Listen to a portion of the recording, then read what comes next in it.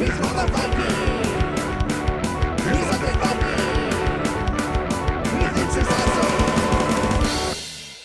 everybody, this is me, the End Viking, and this is Marooned 5. Yes, the game has a couple of pop culture references in there. I'm going to choose to say I have no idea what the band reference is, and just reference the fact that this is obviously Gilligan, and this is a call out to the old classic TV show Gilligan's Island, something I used to watch after school all the time. I remember it was like, I remember my parents saying they watched it like in prime time, but I remember it was always a show that was on right after school, like at 3:30. And I used to watch it quite a bit.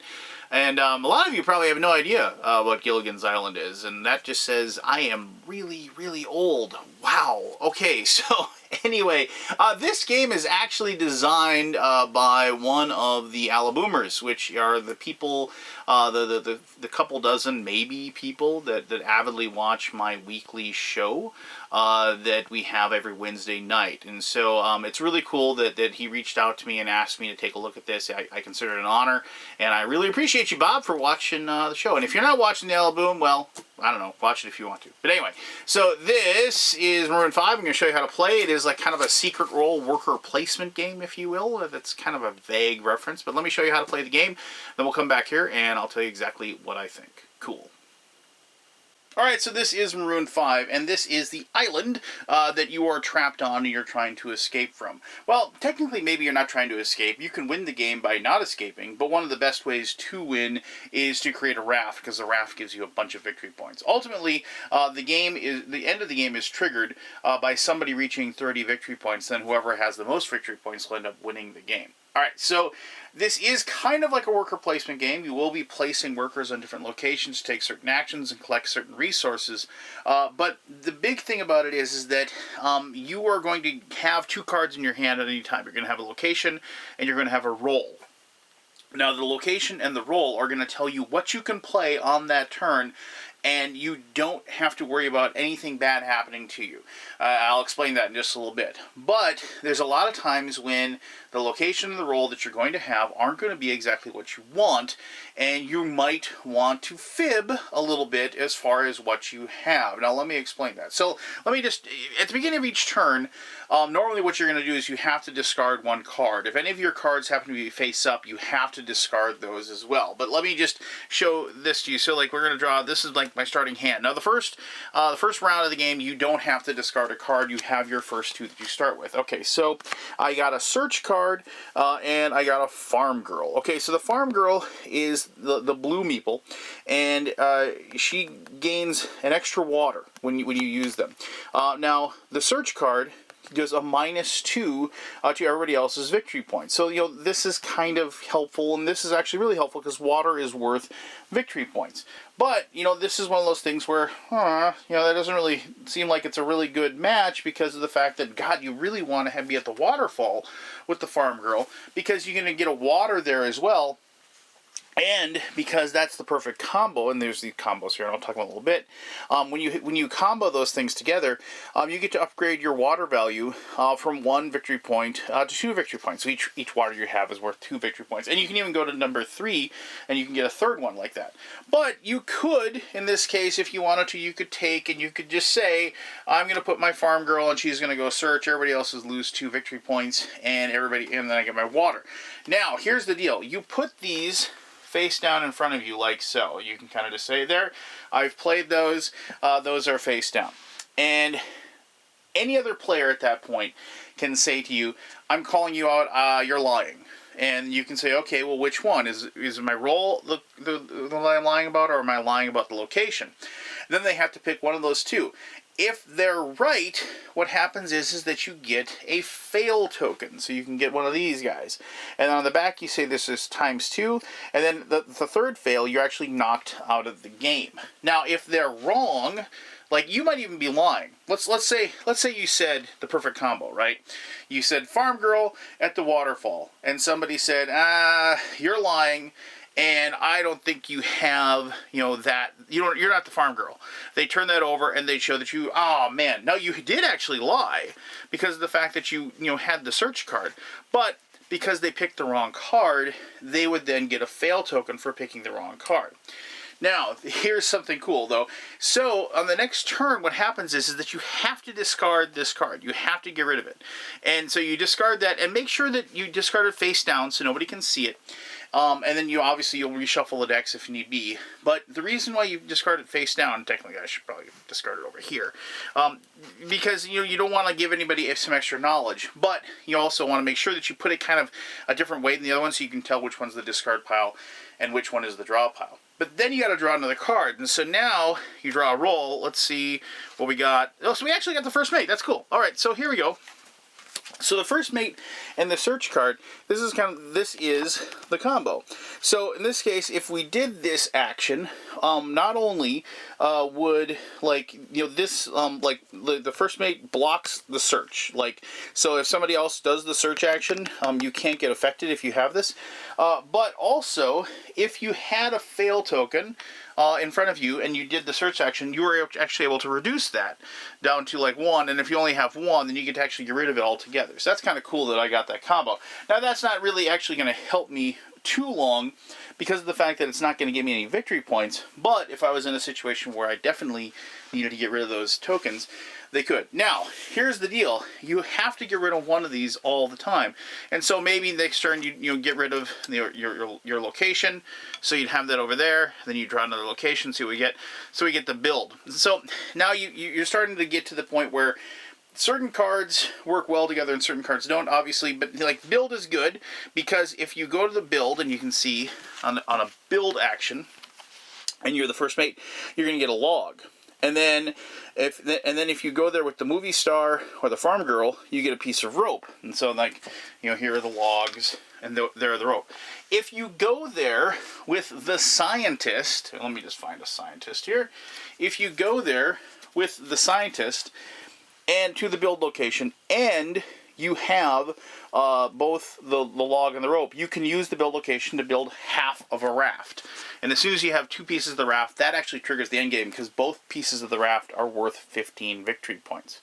So let me just talk about some of the other things you do. So if you have a captain, the captain allows you to actually call out both cards. So it's kind of a nice ability that where you can say, all right, I'm calling you out and I'm going to flip over both of the cards. So you don't no longer have to guess. So even if they just lied with half of it, you're going to find out. Very good captain ability. If the captain goes to the lookout, and the lookout location actually allows you to call out both as well. And so that's the thing. But if you get that, you get a telescope. And then you can spend that to force a trade or discard. So a lot of people, once they get a card that's good, like the movie star, which gets you victory points over and over again, when they get a card, they'll try to milk that card for as long as they can with victory points. Same thing with the farm girl, same thing with the waterfall. Those are all things that are going to get you victory points. You either have to call them out and point at the location, like they're constantly saying they're at the waterfall. You have to call that out, so they have to discard it. Because remember, if you have a card that is on the face up, you have to discard it. In which case, you actually can discard the other card as well. Since you have forced to discard this, you could discard both cards and draw 2 fresh ones. But you're in a situation where you end up being forced to call somebody out because they're getting too many victory points. They're getting close to that win. And so you kind of quote unquote take one for the team, if you will. All right, so here's the movie star. The movie star you get +3 victory points when you play. If you have a home location, here I'll just show you. Not only do you get the 3 victory points, but you also get 3 victory points for the home, and then you get a mirror. And the mirror, when you spend it, it allows you to get double the resources. So if you go and get water, you get double resources and things like that, and you can spend those. Which obviously, once again, it's like one of those synergy things. As you continue on, you can get more and more. So eventually, somebody is going to hit this 30 victory points plateau. That triggers the end game. And you'll find whoever has the most victory points will win the game at that point. There is another way you can win. If you manage to knock everybody else out of the game that is playing, and you are the lone survivor on the island, you will win the game as well, because you've knocked everybody else into exile, and you win the game. So it is a really easy game to teach, but it has a lot of depth because it isn't so much the game you're playing, It's the other people at the table that you're playing. You are, trying to, guess what they're thinking, guess what they're trying to decide to do, and figure out, were they lying last turn? Are they lying this turn? Are they lying about their role? Are they being completely honest? And, you can't sit back and just rely on the luck of the cards, to draw 2 cards and just to give you 2 good cards. I mean, obviously, like, if you can go a certain route, like you can say, okay, I'm going to try for the raft, that's a good way to win. You can try to, like, collect these water cans, which are the ones that are allowed, you get a ×2, and then you get a ×3, so you increase the value of your water tokens. That's a path to victory. But, and like I said, you can just sit there and milk the home or the movie star as well, and things like that. So there's lots of different ways to win, but you have to lie eventually. Like, you can't just sit back and let cards come to you and hope to luck into win, to being completely honest. You're going to have to look somebody in the face and just completely and totally put the 2 cards down and say, this is what I'm doing, and hopefully get back to all the way around your turn. Because you can get called out at any time, get all the way back to your turn, and then you show that you did bluff, you successfully bluffed, you got away with it. Now let's go on to the next turn and see if you can do it again. It's got a lot of tension, a lot of fun, a lot of cool decisions, and I really, really like it. But let me talk more about that in my final thoughts. Alright, thank you very much for learning how to play Marooned 5. This is one of those games that I think that if you played other secret role type games, and there's other games out there that have kind of like that basic like feeling to it, if you will, like basically the bluffing feel to it. If you play bluffing or negotiation type games like lying through your teeth, I totally have a captain, don't call on me, if you're able to do that and have a good poker face, if you will, then these are games that you've probably played in something like it that you really enjoy. Now, I really, really like these games. I've told many, many people that, like, playing a game that has, like, the mechanisms set up to kind of disparage you and hold you back, any game that, like, creates that friction, if you will, that, like, you're trying to gain the traction so you can actually turn in your cards or turn in your resource cubes or turn in, you get the lucky rolls of the dice or whatever, and the game works against you.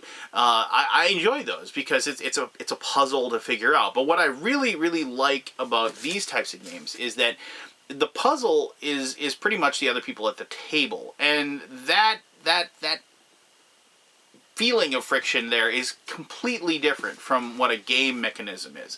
A game mechanism, eventually you learn it, right? You learn how to beat it, or at least you learn how to hedge your bets and be able to play against it as best as you possibly can. When you're dealing with other human beings, you have to figure them out. And obviously, like they always say, it's like, yeah, you can program a computer to figure out millions of computations, but, until, of course, Skynet goes live, the human brain, is able to, like, rethink its position, rethink its idea, and then you get into that part where the thing that I love, where it's like, I think that you think that you think that I think that you think that I think that you think, like, what are they going to put out there? What are they going to say? Do they blatantly just say, yeah, I've got water, because I want those victory points, and just, rely on their braggadocio to, like, their force of will to, like, basically people say, well, he wouldn't dare say that. I mean, obviously, he'd have to get the 2 perfect guards, like one of those things where you put the decision on the other person, right? You make them worry about it. You make them try to decide what's best in that spot. Doyle Brunson famously said that to win at poker, and this is maybe not the best comparison, but in a lot of ways bluffing is a big part of poker, and bluffing is a big part of this game. But to win at poker, you have to put somebody else in the position to make up their mind as to whether or not they're going to win or lose. Make them make a single decision that's going to determine one way or the other if they're going to win or lose. And when you put that pressure on somebody else, right? Not on you. You don't have the pressure. You make the decision, right? You make the call. You say what you're going to say. You say, I have a farm girl and a waterfall. Now you make the decision. That's tough. That's tough when you're sitting in that chair and you're trying to decide whether you're not going to do it. And then there's several people at the table. Of course, it's kind of interesting to see the dynamic where the people at the table will be like, well, you got to call them out, right? So go ahead. Oh, I'm not calling them out. You call them out. Oh, no, no, no, no, no, no, no. I think you should. It's like, no, no, no. I did the last time, and it's your turn now. Oh, but I'm on like level 2. If I'm wrong, I'm out. Well, then you have to make it. So you have, once again, that interesting group dynamic, those good discussions, that great like feeling of tension at the table, that just lends itself towards a fantastic time at the table because of the fact that you are all engaged. Nobody's looking at their phone. Nobody's checking to see what's going on in the world. Nobody's playing a frickin' game on. Nobody's playing like what is that, Crossy Road, that game that my daughter plays all the time. Nobody's playing that, and not paying attention. Everybody's engaged. Everybody's looking. Everybody's wondering what those 2 cards are going to be, what you're going to pick, and it just turns out to be like a fantastic time. So for those reasons, if you like these bluffing negotiation games, I really suggest you take a look at this one. This is a lot of fun, and yeah, there you go. So if you have any questions about Marooned 5, ask away. I'll be happy to answer those as best as I can. As always, thank you very much for taking the time to watch this video, and until next time, I'm the Undead Viking telling you to have yourself one heck of an awesome day. All right.